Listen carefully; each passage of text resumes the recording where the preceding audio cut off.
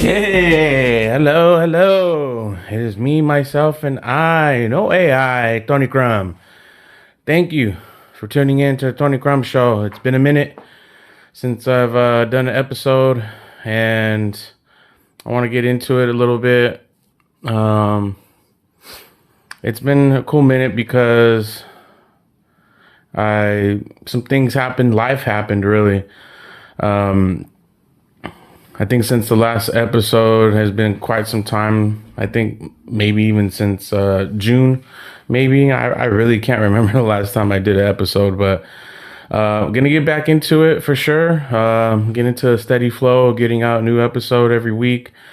I think I got myself into a better mental state in terms of living life and just going for it all out entirely.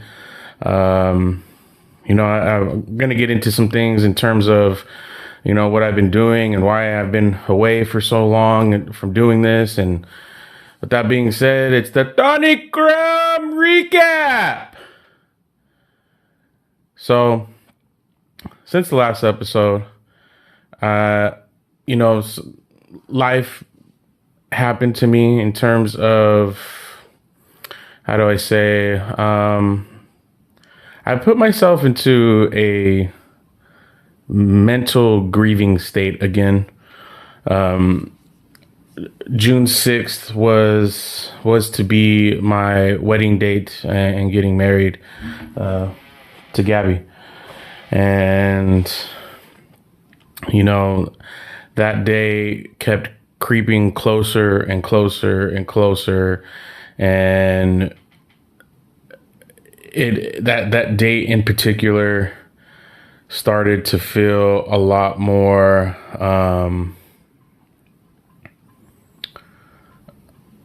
it just started to weigh heavy more than I thought it would. And I was kind of trying to figure out how I was gonna get myself through that day and through that moment.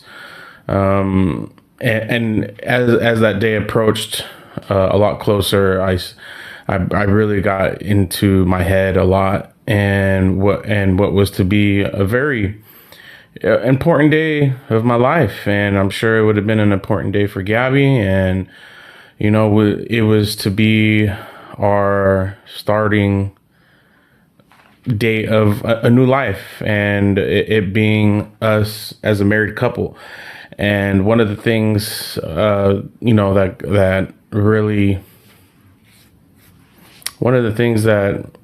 really made me think about was just life in general, and where I was going, and what do I plan on doing after this date.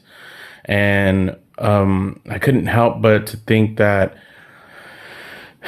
there's only one way to go about all this stuff, and that's to move forward. Obviously there's some other things in terms of doors open in regarding to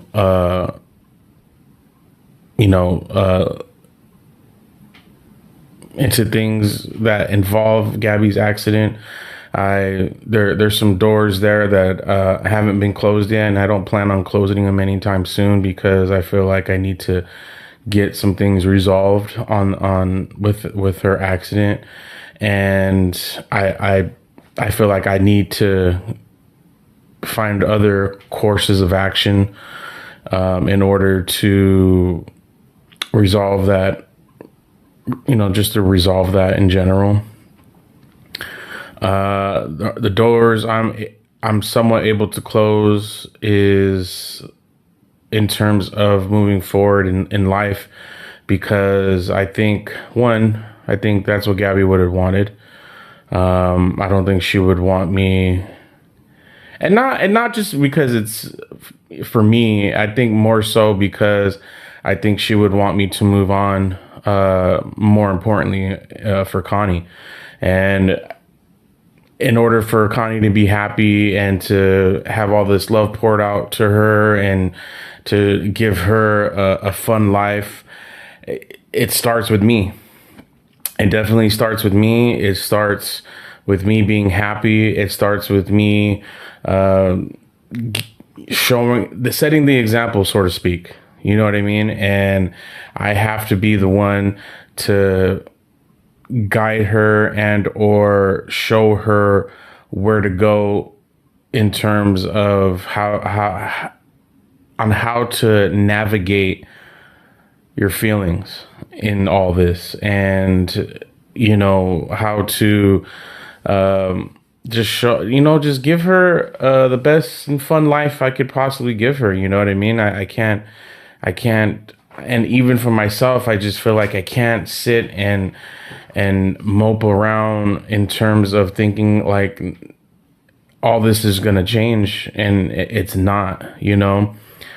That sadness and that grief is never going to go away, and that's the harshest things that I have come to realize, that this is something I'll never shake, and the best thing I can do is navigate through it. I'm gonna have my good days. I'm definitely gonna have my bad days, and that's just what's gonna happen, and that's how it's gonna be, and I'm just gonna do my best to do everything I can and be the best version I can be with what I got now. You know what I mean? A certain cards were dealt, and I have to play them. And I plan on doing the best I could do with those cards. And now it's just doing things, getting kind of back into the rhythm of things. Everything that me and Gabby built together obviously crumbled, and it crumbled because of this in particular incident. And I'm rebuilding. I'm rebuilding day by day, and and it's not to say I'm rebuilding without her, and I'm just rebuilding what I can as a foundation. I have to start somewhere. The things that crumbled, that involved me and Gabby, can no longer be the pillar anymore in terms of what we had, and now it's the foundation. And going back to June 6th, I thought that to be a starting point in terms of new life as a married man, and now I look at that as a starting point in terms of a new life as this now, as a single parent, a grieving parent, and you know what I mean, and not just a grieving parent, but a grieving husband. I mean, obviously we weren't married, but I like to think and have in my head that she was my wife, and that's what it is. You know what I mean? And obviously we didn't get anything done legally through courts or what have you, but I didn't care. I mean, I looked at her as my wife, and that's how it is. You know what I mean? And that's how I'll always present it. And ain't no one gonna tell me different. So with that being said, let's we could kind of move past that subject, because that's exactly what I felt like needed to be discussed and explained in some weird way, because like I said, this all entirely is my new way of escaping, so to speak, and moving forward, doing this podcast, doing this show, and hopefully making people laugh, and everything that comes with doing all this stuff. So you know what I mean? Let's now we can go kind of move forward and get the ball rolling here, which I think is a positive thing. We're here in July, middle July. A lot of things have happened. Those who know and don't know, I am a casual down here at the ports, and a lot of work has come down. A lot of ships have come into the port, and there's been a lot of work as of late. And I've been I've been getting my ass down over there and working port jobs as a casual for this whole month so far, and really grinding out trying to make this money because I feel like that's also a way for me because it being in the house sometimes, it can have its, I'm an introvert for sure. I like to be indoors. I like to stay in. I don't mind going out here and there. I guess in my head and my explanation of it all is to, if I'm gonna go out somewhere and do something, it's got to be something fun. I can't just sit there and do something and just be out for being out sake. You know what I mean? Like there has to be something in order for me to be out there and be out in public and whatnot. But I like to be indoors. So I just like to be here sometimes, and I play games. I like games. I like video games. I do my thing on there. Call of Duty. I'll get on some Fallout. I'll play some. I just got into some Battlefield 6. There's times where games are free through the PlayStation. I got a PlayStation, so I go through the PlayStation store, and because you're a, a PS Plus member, you get free games sometimes during the month. The beginning of each month, they give you a set of free games, like 2 or 3 free games to take from it, and there's been a few free games that like they have that. Uh, I forgot what it was. It was like PGA 2K25 or 26 or whatever. I got that, and I'm getting into that because I like golf. I mean, I like golfing. Been doing that too here and there. Going either golfing or going to the driving range and just taking a couple swings. You know what I mean? And kind of hopefully perfecting my swing and getting my technique and keeping it sharp whenever I do go out there. Or I watch a movie. I love movies. I mean,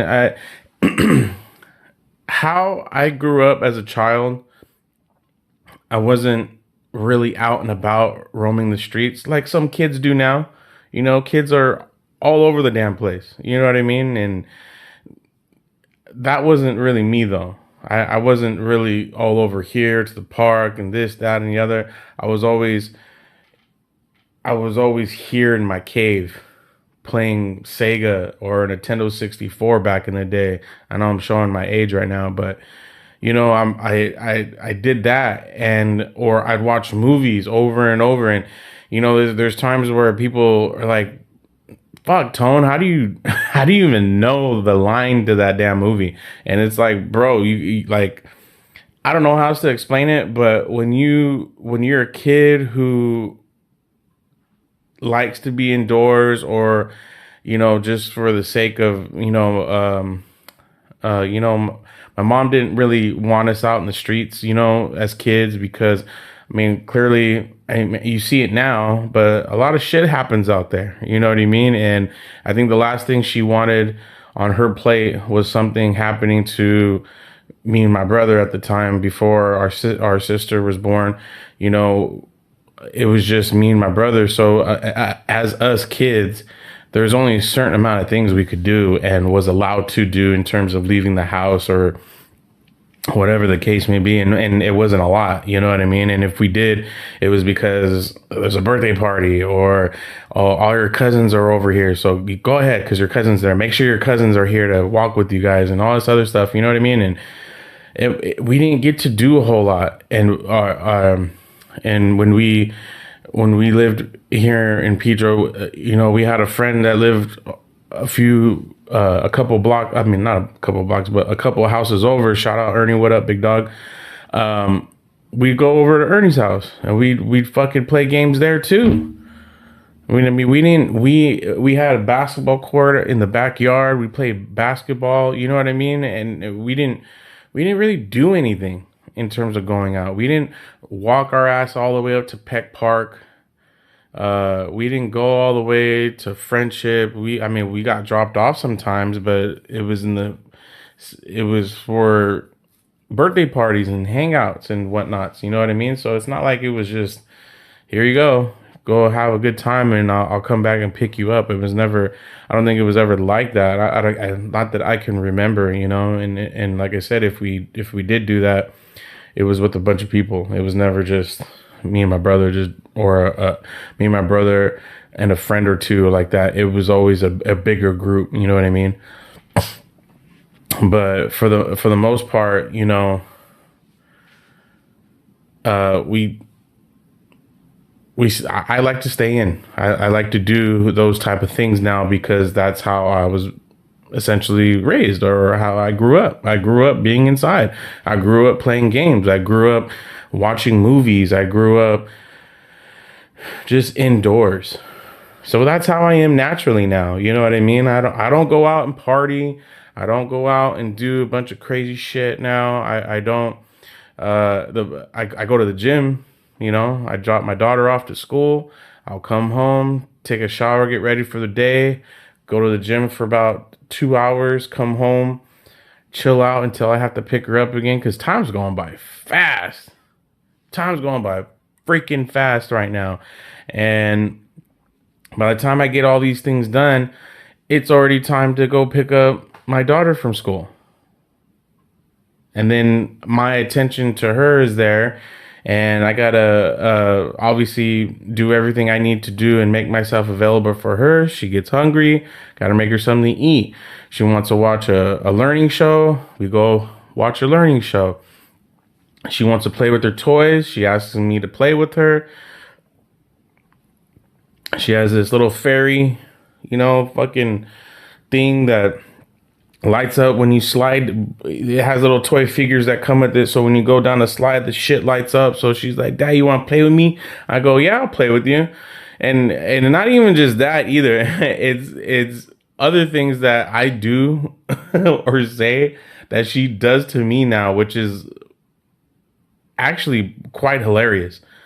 You know what I mean? And um there's times where I just mess with her, right? And I'll sit there, watch her, and she's doing her own thing, playing with her toys or on her learning pad and looking at it. And I'll just go up to her and be like, "Hey, what are you doing?" And she knows I'm fooling around, and I am. And she'll smile and laugh and wants to be playful because she knows I'm goofing around. And you know, a couple of days ago, I'm sitting there and I'm looking through my phone because her birthday's coming up. I'm trying to look at things online to see what I should do for her birthday, and maybe you know what I mean, just trying to figure things out, looking at other things.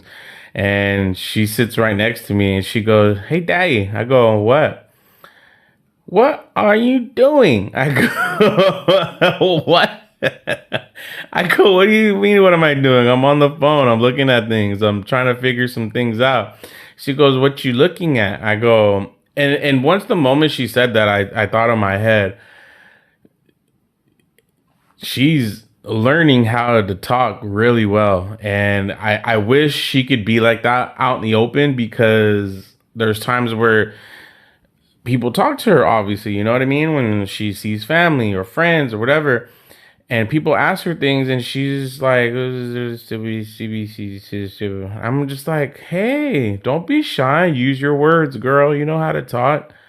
And then the moment the person leaves, she'd be like, "Daddy, you see, I said hi." I go, "You didn't say hi, girl. You just sat there and mumbled for the past 2, 3 minutes. You're over here trying to be talkative, and you're just here mumbling, rumbling over here, man. Like, what are you doing?" You didn't say anything at all. So, you know, she's growing up. She's growing up big time, and I often joke around saying, you know, I got a 3-year-old going on 13. You know what I mean? Because that girl got attitude. She got attitude now. And I'm it's just some of the things that I say in which it is true. They tell you, watch what you say and watch what you do in front of your child, especially a toddler, because their brains are sponges and they will do what you say and do what you do. So be careful. And when I tell her to do something or don't, I'll tell her, don't do that because you're going to spill your drink. I'll give her a cup of juice or milk, water, whatever. And I go, don't do that because you're going to spill it.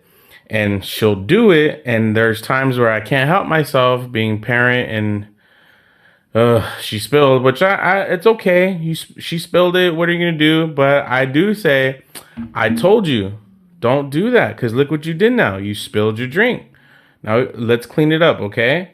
So now when something like her learning pad goes out, I'll put it on the charger or I'll set it next to the charger and not plug it in, and then scrambling brain, I'll go do something else and she'll come back and look at her pad to look at it, and then she goes, Daddy, I charge it. I go, oh, I forgot to charge it. And she goes, Daddy, I told you. I go, whoa, whoa, okay. I know you told me, little brat, but I'm gonna charge it. And I do it right in front of her. I'll plug it in, start charging it. I go, well, let's go do something else for right now, okay? Let's go read a book or something. You know what I mean? Before you brain rot your head away into this learning pad and things of that nature, which is like, man, that girl is just something else.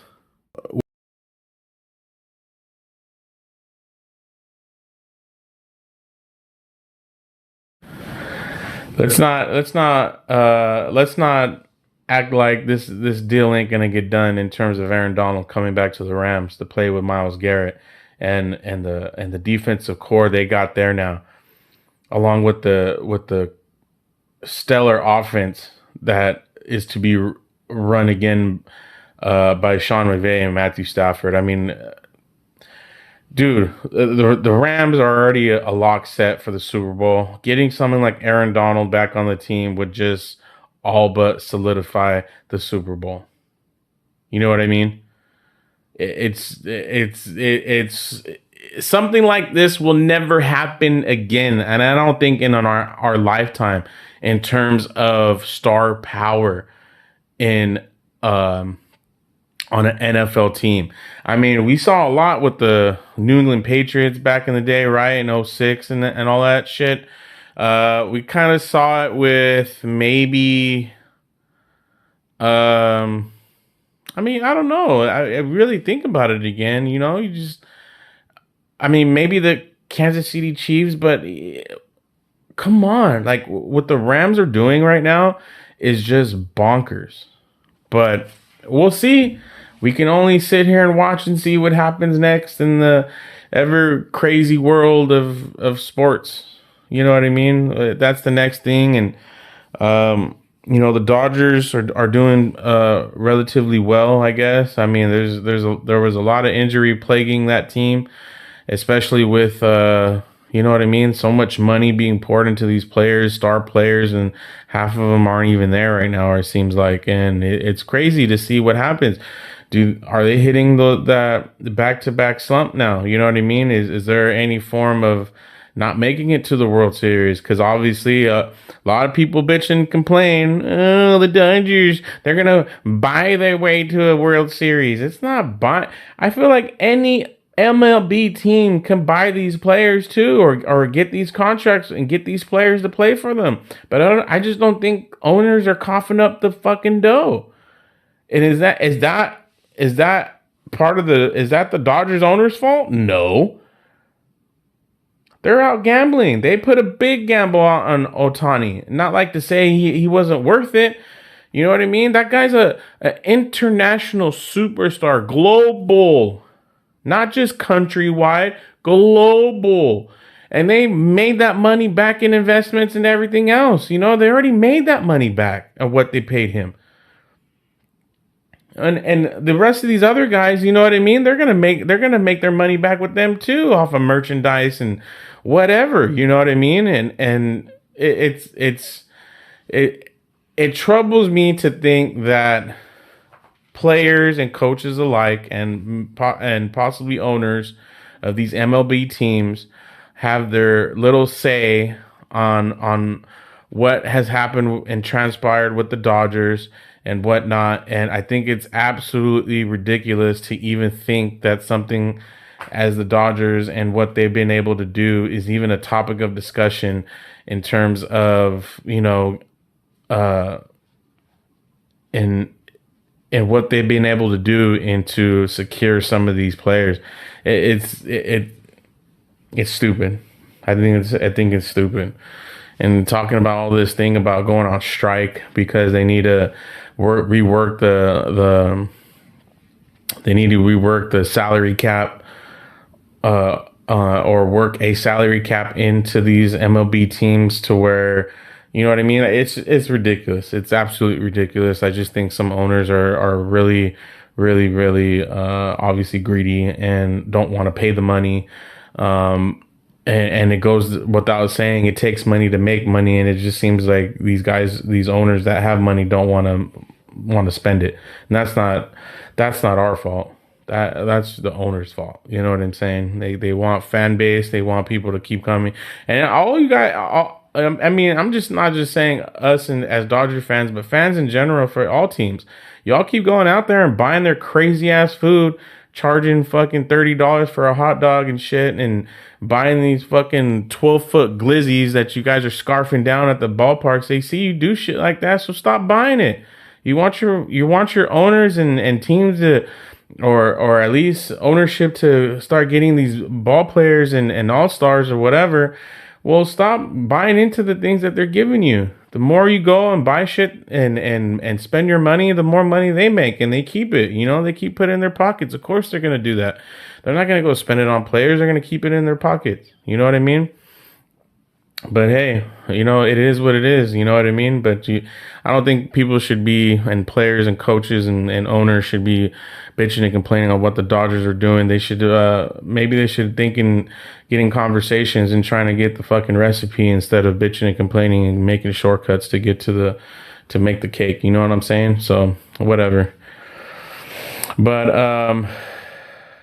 I think for the time being, though, I got a lot of things headed my way, really. Gonna continue to working out. I've been working out like crazy, but I'm also learning, and in between that, you can't keep working out nonstop,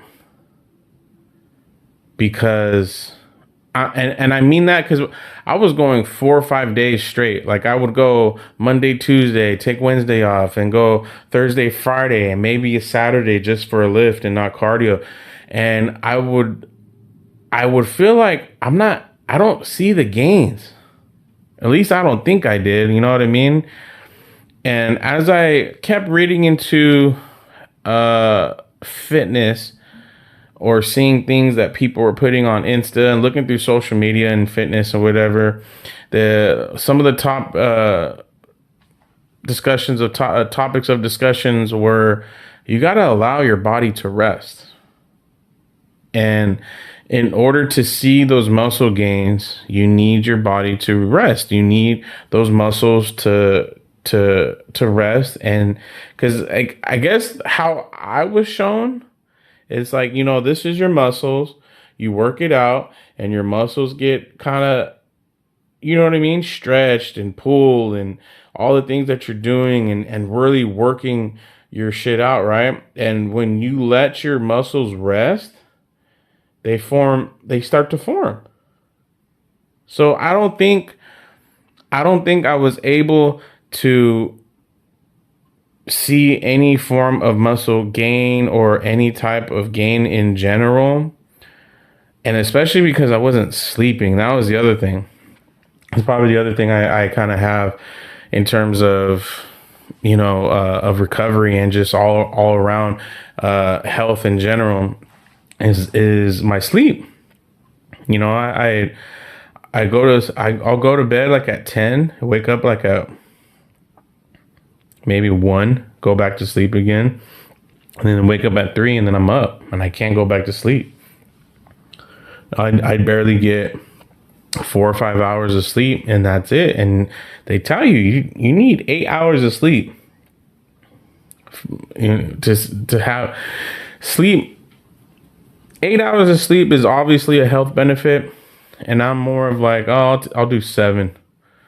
You know what I mean? I don't mind not having the 8 hours, but if I can get at least seven, maybe even 6 to 7 hours of sleep, I think I'll be fine. And um, I started to notice it in a big way. There's times where I didn't feel like I was gaining muscle. I didn't feel that. I didn't feel that at all. I started, I discussed with my mom. I tell her like, hey, I'm going to the gym, but I feel weak. I am lifting heavy. I'm lifting heavier than I ever done before.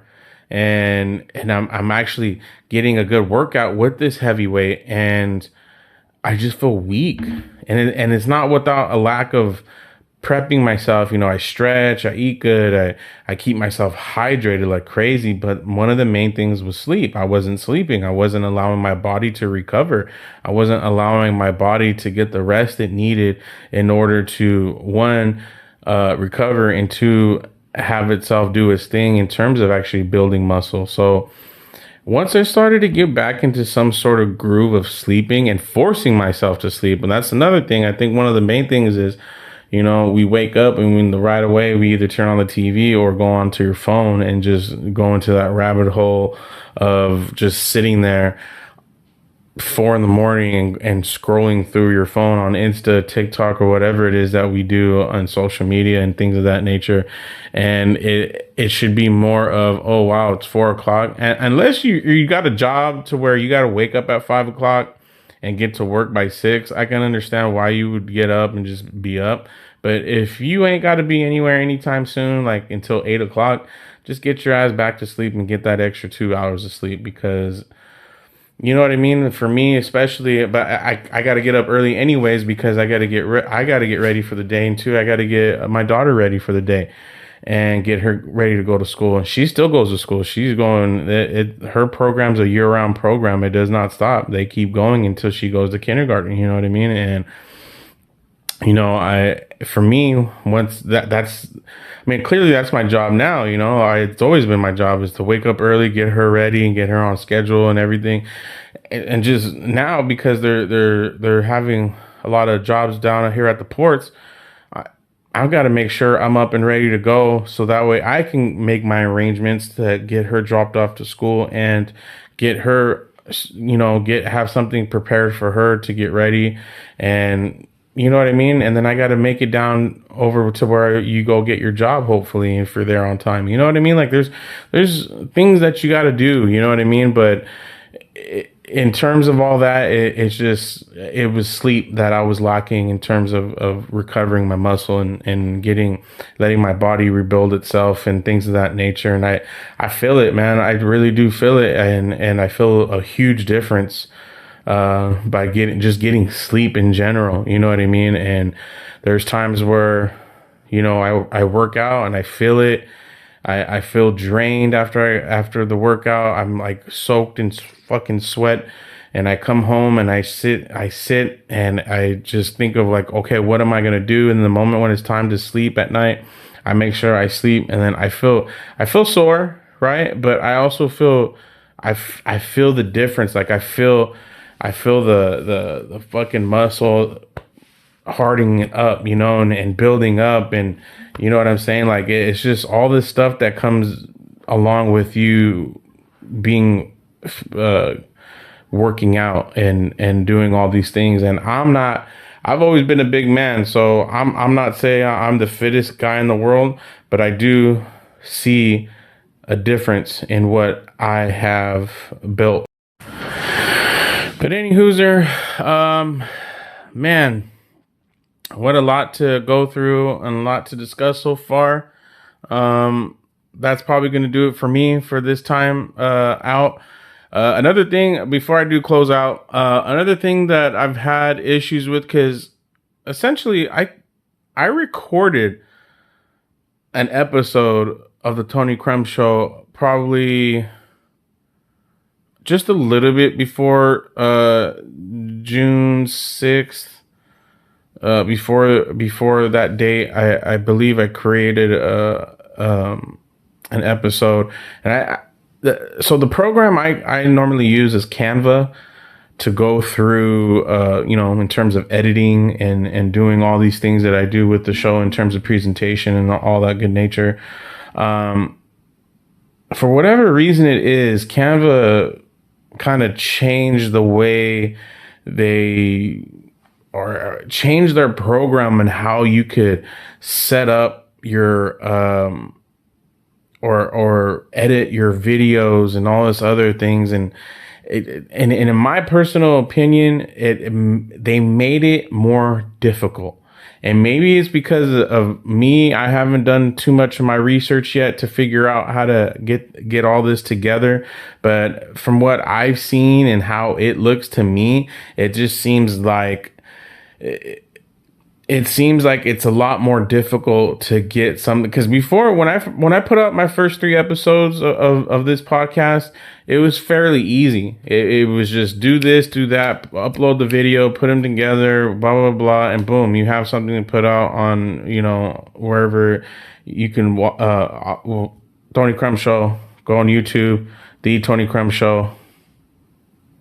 YouTube.com/The Tony Crumb Show. Go take a follow. Go over there. Instagram, The Tony Crumb Show on Insta. Go follow that. Go watch the things I put up there so far. But anyways, putting my shows and my episodes up on YouTube, it Canva itself and as a program has made it difficult for a user like myself to edit and create and put out into something like YouTube. So Canva, what the fuck, man? Why'd you make it difficult? Why do I have to do certain things now in order to create something? Is stupid, because I'm obviously you pay money to use these programs. Let's be real about it. People pay and use things to and use programs to do these things and whatnot.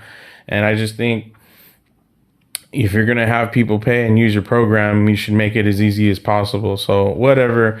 I guess I'll just have to keep doing what I need to do in order to figure the shit out, right? So, but anyways, with that being said, you know what I mean? I'm gonna get back into the lab.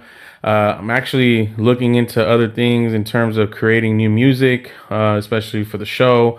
Maybe even segue cuts, things of that nature. Getting just placed an order in for a new mic, which means guests. I don't know. We'll see what happens. You know what I mean? Once we get that new mic in, I can start having guests on the show. If you guys want to be a guest on the show, or at least those who know me and who want to get on the show, and let's just have some fun and discuss shit and shoot the shit, whatever, so to speak. Hey, hit me up, and we'll try to make something happen, and we'll start getting into having some shows with guests on the show, and let's create some memories, man. Let's have some fun. Let's laugh. Let's talk. Let's discuss. You know what I mean? I'd love to get someone on the show and have some guests on here and just do fucking Tony Crumb shit, baby. You know what I mean? Let's do it, But anyway, that's going to do it for me. I hope you guys have a wonderful day. Thank you guys for tuning in. Continue to follow. Continue to listen to my episodes. I'll have some sort of announcement about the new episode out soon. So keep your eye out for that. Until then, you guys have a good one. I love you guys. I'll see you later. Peace out.